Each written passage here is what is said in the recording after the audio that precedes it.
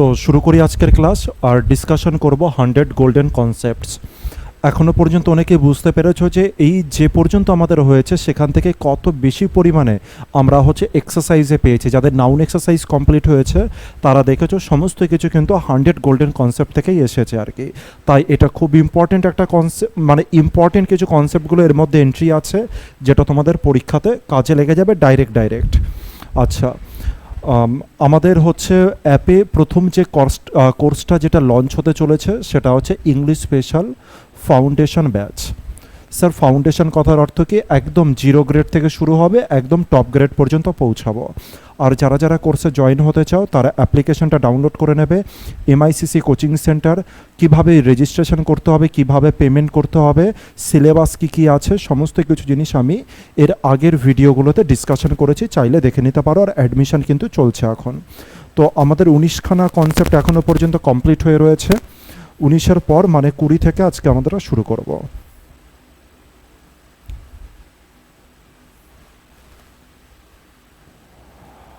19-এ আমরা ফেসবুকের প্রবলেম দেখেছিলাম। 20 নম্বরে চলে আসি। 20 নম্বরে দুটো কেস বলেছে, একটা সামের কেস আর একটা এনির কেস। মানে দুটো ওয়ার্ডের প্রবলেমের কথা বলেছে। একটা স্যার সাম জাতীয় যে ওয়ার্ডটা আছে সেই ওয়ার্ডটা কোন জাতীয় সেন্টেন্সে বসে, কোথায় বসাবো, কোথায় ইউজ করব, আর এনিকেই বা কোথায় বসাবো, এই জাতীয় এরর নিয়ে এই কনসেপ্টটা এবার মানে রেডি হবে। তো সাম আর এনির একটা ছোট কথা বলে নিই। সাম আর এনির যেটা কনসেপ্ট, এটা কিন্তু ছোটোখাটো কনসেপ্ট না। এখানে যেটুকখানি লেখা আছে এটা বলতে পারো এটা 50%ই কনসেপ্ট এখানে গিভেন আছে, আর 50% আরও 50% দরকার। তো বাকি কনসেপ্টগুলো আমি যখন তোমাদের ক্লাস করাবো অ্যাপে তখন আমি ডিসকাশন করে দেবো। এটা জাস্ট 50% কনসেপ্ট, যে সাম কোথায় বসে আর এনি কোথায় বসে। চলো দেখি সাম কোথায় বসে। বলছে সাম নামক যে ওয়ার্ড আছে সেই ওয়ার্ডটা বসে অ্যাফার্মেটিভ সেন্টেন্সে। স্যার অ্যাফার্মেটিভ মানে কি? অ্যাফার্মেটিভ মানে পজিটিভ স্টেটমেন্ট। পজিটিভ মানে কি? যেখানে কোনো নেগেটিভ কিছু নেই, যেখানে কোশ্চেন মার্ক কিছু নেই, ঠিক আছে, তাকে আমরা কি বলবো? অ্যাফার্মেটিভ বা পজিটিভ স্টেটমেন্ট। যেমন আমি যদি বলি যে তুমি খাবার খেও না, এটা কি অ্যাফার্মেটিভ? তুমি বলে না স্যার এটা তো নেগেটিভ হয়ে গেল, তাহলে এটা অ্যাফার্মেটিভ না। তুমি কি দিল্লি গিয়েছিলে? অ্যাফার্মেটিভ হলো না স্যার, এটা কোশ্চেন মার্ক হলো ইন্টারোগেটিভ। ঠিক আছে, তাহলে স্যার সামটা কোন জাতীয় সেন্টেন্সে বসবে? নর্মাল জাতীয় সেন্টেন্স, যেটা পজিটিভ। যেমন যদি বলি যে লাইট জ্বলছে, যেমন যদি বলি যে টিভি চলছে, বুঝতে পারছি। যদি বলি যে ক্লাস নিচ্ছি, আমি খাচ্ছি, আমি বাজারে যাচ্ছি, এগুলোর মধ্যে কোথাও না নেই, কোথাও কোশ্চেন মার্ক নেই, তো এই সব জায়গাতে বুঝতে পারে কে? সাম ওয়ার্ডটা এইসব জায়গাতে বুঝতে পারে। ঠিক আছে। আচ্ছা, এনি কোথায় বসতে পারে স্যার? ঠিক বিপরীত জায়গাতে এনি বসে। কোথায় কোথায় বসে? নেগেটিভ সেন্টেন্সে বসে আর ইন্টারোগেটিভ সেন্টেন্সে বসে। নেগেটিভ সেন্টেন্স মানে কি? যেটা তোমাদেরকে বললাম, আর ইন্টারোগেটিভও তোমাদের বললাম। এক্সাম্পলে আসি, কিছু নর্মাল এক্সাম্পলে আসি। বলছে I shall buy some apples, আমি কিছু আপেল কিনবো। এবার বলো সেন্টেন্সটা কি নেগেটিভ স্টেটমেন্ট? তুমি বলে না স্যার এটা নেগেটিভ না। সেন্টেন্সটা কি কোশ্চেন মার্ক ইন্টারোগেটিভ সেন্টেন্স? তুমি বলে না স্যার এরা তো এই সমস্ত কোনো কিছু না। তাহলে সেন্টেন্সটা কেমন? সেন্টেন্সটা হয়ে গেল স্যার পজিটিভ স্টেটমেন্ট। আর এটা যদি পজিটিভ হয় তবে কি সাম এখানে ঠিক আছে? তুমি বলে হ্যাঁ স্যার সাম ঠিক আছে। আর একটা কন্ডিশন তুমি বুঝবে, দেখো সামের পরে দেখো একটা কি বসেছে? একটা নাউন বসেছে।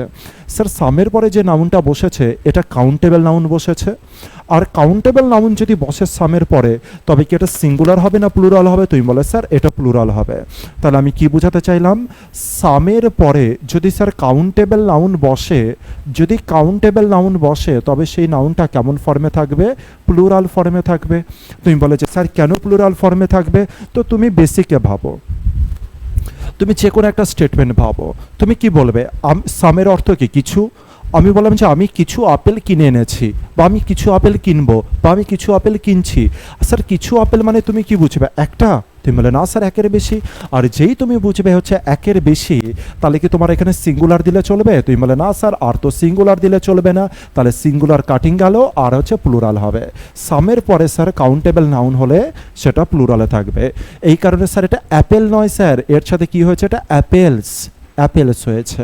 পরেরটা, I shall not buy any apples. Sir এখানে কি আছে? নট আছে।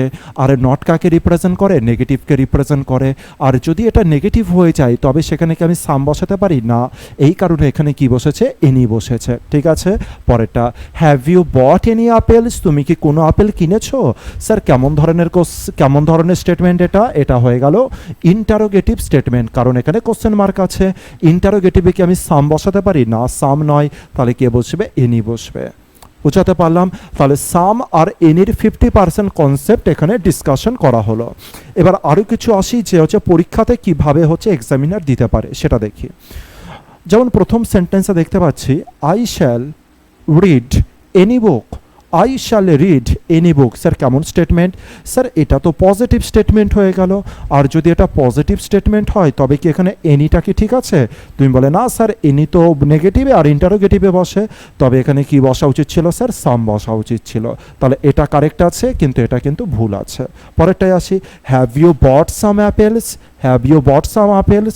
স্যার এটা কোশ্চেন মার্ক আছে, জিজ্ঞাসা করতে চাইছে, তাই এখানে সাম যেটা বসানো হয়েছে সেটা কিন্তু রং। এখানে যেটা বসবে সেটা কি বসবে? এনি। ক্লিয়ার? আচ্ছা, এইটারই তোমাদের আরও একটা এক্সেপশন দিয়ে দিই, যে এক্সেপশনটা এখানে গিভেন আছে, এটাকে একটুখানি মনে রেখো। কি বলেছে? Will you please give me some milk? চলো আমি বাংলাটাকে বোঝানোর চেষ্টা করি। Will you please give me some milk? Will you please give me some milk? আপনি কি দয়া করে আমাকে কিছু দুধ দেবেন? আপনি কি দয়া করে আমাকে কিছু দুধ দেবেন? তো এই যে স্টেটমেন্ট যেটা বলছো, এটা কি জিজ্ঞাসা করছো? তুমি বলে স্যার জিজ্ঞাসার সাথে সাথে এর মধ্যে আরও একটা জিনিস গিভেন আছে, সেটা হচ্ছে রিকোয়েস্ট। দেখো তো রিকোয়েস্ট গিভেন আছে কিনা এর মধ্যে? তুমি বলে হ্যাঁ স্যার রিকোয়েস্ট গিভেন আছে। অনেক সময় স্যার চাইলে এখানে অফারও থাকতে পারে।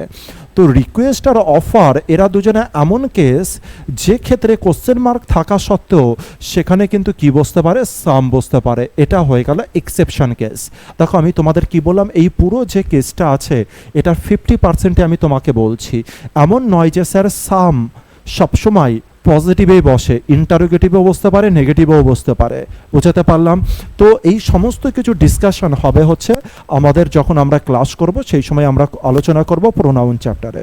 তো আপাতত মোটামুটি লেভেলে এটা জেনে রাখো, ছোটোখাটো পরীক্ষাতে এইটার উপরেই বেস করে তোমরা হচ্ছে করে ফেলতে পারবে।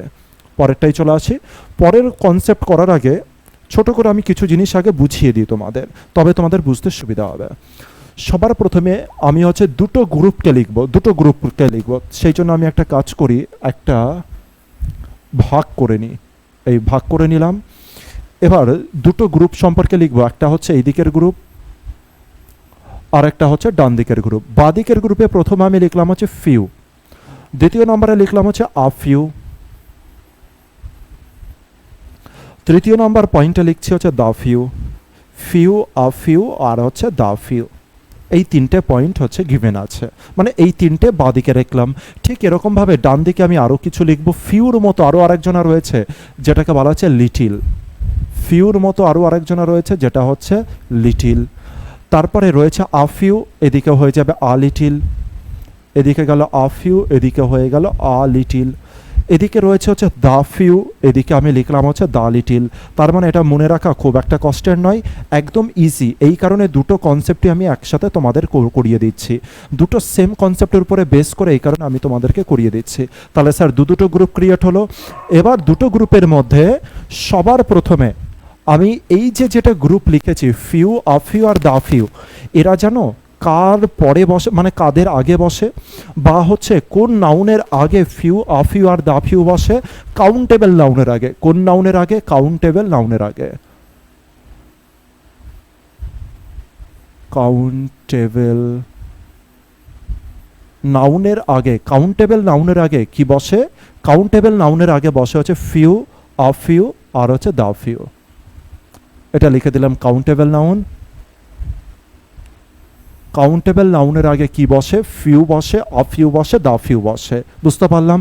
এবার স্যার ফিউ মানে কাউন্টেবল নাউন যদি এখানে থাকে একটা, আর একটা কাউন্টেবল নাউন যদি এখানে, আর একটা যদি কাউন্টেবল নাউন এখানে থাকে, একটু দেখাই।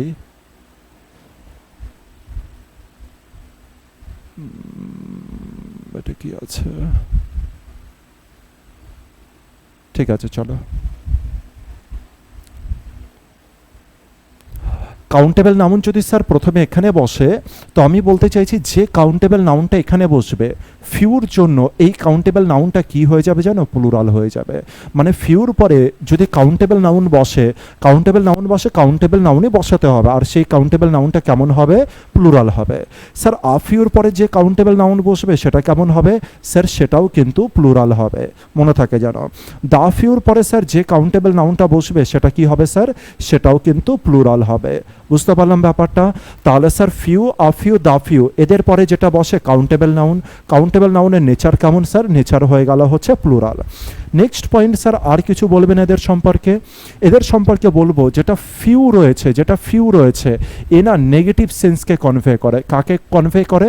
Negative sense. তার মানে ফিউ মানে এটাকেই বোঝাই যে না বললেই চলে, ফিউ মানে না বললেই চলে।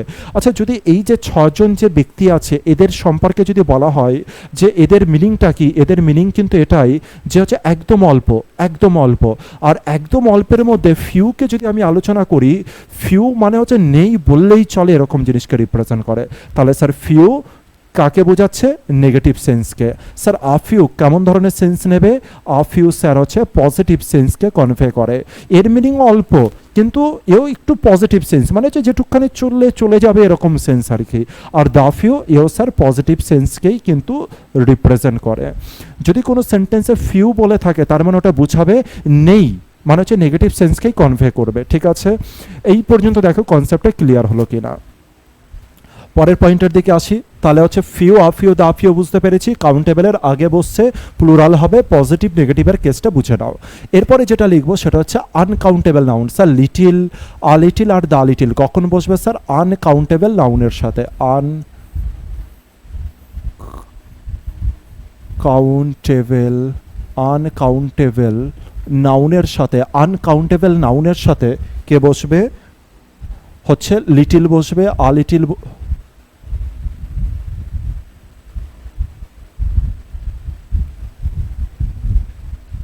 লিটিল, আ লিটিল আর দা লিটিল এরা বসবে আনকাউন্টেবল নাউনের সাথে। ঠিক আছে, ক্লিয়ার হলো? স্যার লিটিলের সাথে যে নাউনটা বসবে এটা যদি আনকাউন্টেবল হয়, যেমন এখানে কাউন্টেবল নাউন ছিল আর এটা কেমন ছিল? প্লুরাল ছিল। স্যার এবার আনকাউন্টেবল নাউন আছে, তবে কি এটা প্লুরাল হতে পারবে? আনকাউন্টেবল নাউন প্লুরাল হিসাবে কনসিডার হয় না, একে কনসিডার করা হয় সিঙ্গুলার হিসাবে। তার মানে আনকাউন্টেবল নাউনকে আবার প্লুরাল করতে যাবে না লিটিলের পরে। স্যার আ লিটিলের পরে কে বসে? আনকাউন্টেবল নাউন বসে। এটা কেমন হবে স্যার? এটাও প্লুরাল কি হবে? তুমি বলে না স্যার প্লুরাল নয়, এটা হয়ে যাবে সিঙ্গুলার। স্যার দা লিটিল আছে, দা লিটিল কোন ক্ষেত্রে বসবে স্যার? দা লিটিল বসবে হচ্ছে আনকাউন্টেবল নাউনের সাথে, আর আনকাউন্টেবল নাউন কেমন হয়? সিঙ্গুলার হয়। তো এই পর্যন্ত ক্লিয়ার হলো, দুটো ডিফারেন্স অবজার্ভ করতে পেরেছি, একটা কাউন্টেবল নাউনের, একটা আনকাউন্টেবল নাউনের। নেক্সট স্যার কি ডিফারেন্স আছে? নেক্সট ডিফারেন্স দেখি। ফিউ মানে কাকে রিপ্রেজেন্ট করছিল? নেগেটিভকে। আর এবার লিটিল মানেও কাকে রিপ্রেজেন্ট করবে স্যার? হচ্ছে লিটিলের মতোই কিন্তু ফিউ, বা ফিউর মতোই হচ্ছে লিটিল। তার মানে এবারও হচ্ছে এ রিপ্রেজেন্ট করবে কাকে? হচ্ছে স্যার নেগেটিভ সেন্সকে। তাহলে ফিউ যেমন নেগেটিভ সেন্সকে রিপ্রেজেন্ট করে, লিটিলও নেগেটিভ সেন্সকে কনভে করে। আ লিটিল কাকে কনভে করবে? পজিটিভ সেন্সকে। স্যার দা ফিউ কাকে রিপ্রেজেন্ট করবে স্যার? পজিটিভ সেন্সকে। এই পর্যন্ত অবজার্ভ হয়েছে।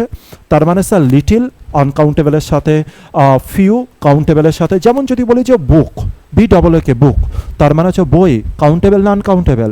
বই হয়ে গেল হচ্ছে কাউন্টেবল। তাহলে বইয়ের আগে তুমি লিটিল দেবে না ফিউ দেবে? তুমি বলে স্যার ফিউ দেবো। যদি বলে ওয়াটার, ওয়াটারের আগে কি দেবে? তুমি বলে স্যার ওয়াটারের আগে লিটিল দেবো। ক্লিয়ার হলো ব্যাপারটা? এবার আমি দেখবো যে এদের মধ্যে যে কনফিউশনটা আসে, এই কনফিউশনটা কেমন ভাবে আসে সেটাকে দেখব। ঠিক আছে, এবার আমি চলে আসি পয়েন্টে। এই যা কিছু বলেছি সেটাই এখানে লেখা আছে। এবার দেখি প্রথম এক্সাম্পলে দেখি কি বলেছে। বলছে a few men are free from fault. আচ্ছা দেখো কি দ্বারা শুরু করেছে? আ ফিউ দ্বারা শুরু করেছে। স্যার ফিউ হোক, আ ফিউ হোক অথবা দা ফিউ হোক, এরপরে যেটা থাকবে, যে নাউনটা থাকবে, কাউন্টেবল নাউন তো? তুমি বলে হ্যাঁ স্যার কাউন্টেবল নাউন।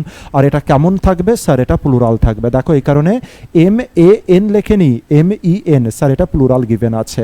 আর এই কারণে দেখো ভার্ব কি হয়েছে স্যার? ভার্বও প্লুরাল হয়েছে। ক্লিয়ার আছে? তাহলে এই পর্যন্ত ক্লিয়ার হলো। এবার স্যার প্রশ্ন হচ্ছে স্যার এখানে কি আ ফিউটা কি কারেক্ট ছিল? এটা বোঝার জন্য আমাকে সেন্টেন্সকে বুঝতে হবে, সেন্টেন্সকে পড়তে হবে। কি লিখেছে দেখি, কি লিখেছে তার আগে আমি তোমাদেরকে কিছু জিনিস জানতে চাই। যেমন যদি বলা হয় যে অল্প কিছু আচ্ছা, আমি যদি জিজ্ঞাসা করি তোমার আশেপাশে কতজন ব্যক্তি দোষমুক্ত? স্যার দোষমুক্ত মানে কি বলতে চাইছেন? দোষমুক্ত মানে কতজনা কোনো পাপ করেনি কোনোদিনও, কতজনা মিথ্যা কথা বলে না। এমন কোনো ব্যক্তি আছে যে কোনো পাপ করেনি, যে কোনোদিনও মিথ্যা কথা বলেনি, যে কোনোদিনও লোভ করেনি, লালসা করেনি, বুঝতে পারছি, রাগ করেনি, ক্রোধ রাগ এই সমস্ত কিছুর বাইরে এমন কজন ব্যক্তি আছে? আমি জিজ্ঞাসা করছি তোমাকে যে কজন ব্যক্তি আছে, এরকম কজনকে তুমি দেখেছো? তুমি ভাবলে আর ভেবে বলে স্যার এরকম তো আমি দেখিনি বললেই চলে। তাহলে এবার যদি আমি জিজ্ঞাসা করি এই পৃথিবীতে এরকম ব্যক্তির সংখ্যা কত হতে পারে, তুমি বলে যে স্যার ব্যক্তি হতে পারে কিন্তু একদম না বললেই চলে স্যার, মানে নেই বললেই চলে, তাই তো?